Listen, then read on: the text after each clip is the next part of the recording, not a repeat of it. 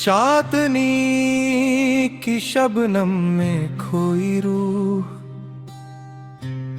शांत नभ के नीचे चांद की हल्की चादर तले,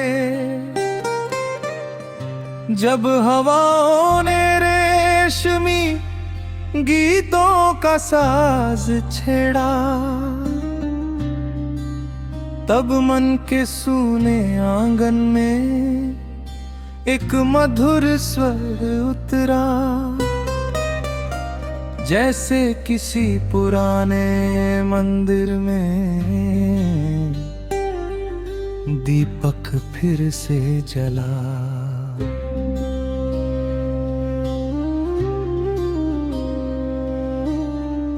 वो स्वर था प्रेम का, वो स्वर था विरह का, वो स्वर था उस अनंत तीक्षा का, जो सदियों से किसी आत्मा के द्वार पर बैठी आंखों में सपन लिए मुस्कुराती रही।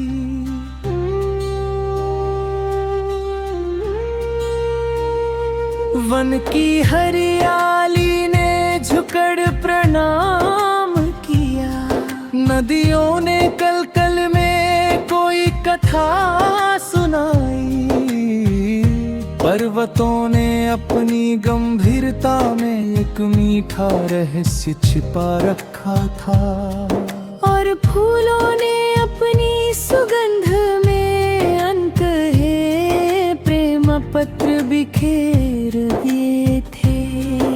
ओ प्रिया,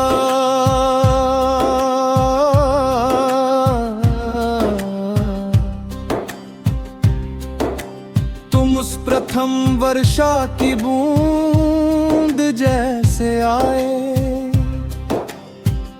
जो तपती धरती के माथे को चूमकर उसके हृदय में हरियाली जगा देती है। तुम उस संध्या की पहली आरती जैसे आए, जिसमें दीप की लौ अंधकार से बिना डरे मुस्कुराती है। तुम्हारी आंखों में मैंने सागर की गहराई देखी, जहां मोती भी मौन थे और लहरें भी गीत गाती थी। तुम्हारी मुस्कान में मैंने वसंत की पहली बयार महसूस की, जो सूखी डालियों पर नाव पल्लवों का संगीत लिख देती है।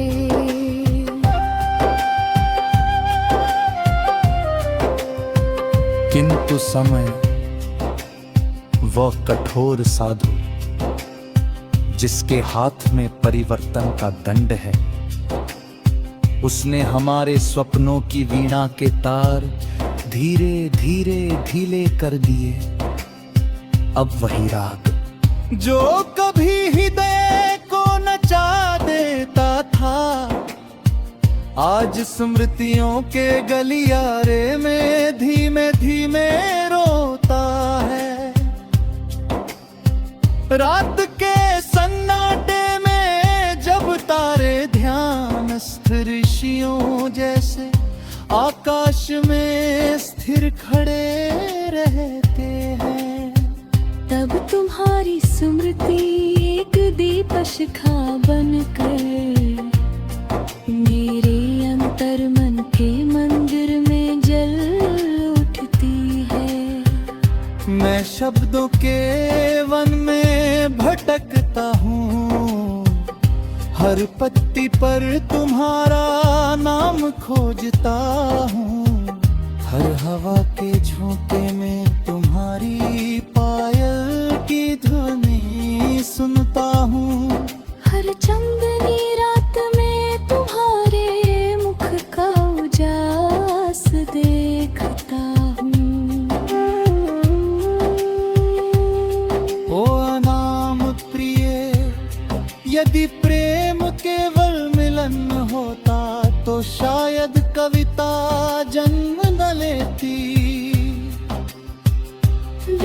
ही वो अग्नि है जिसमें शब्द सोने से कुंदन बनते हैं, और आंसू वही गंगा जल है जो आत्मा को निर्मल करते हैं। देखो सूरज हर शाम डूबता है,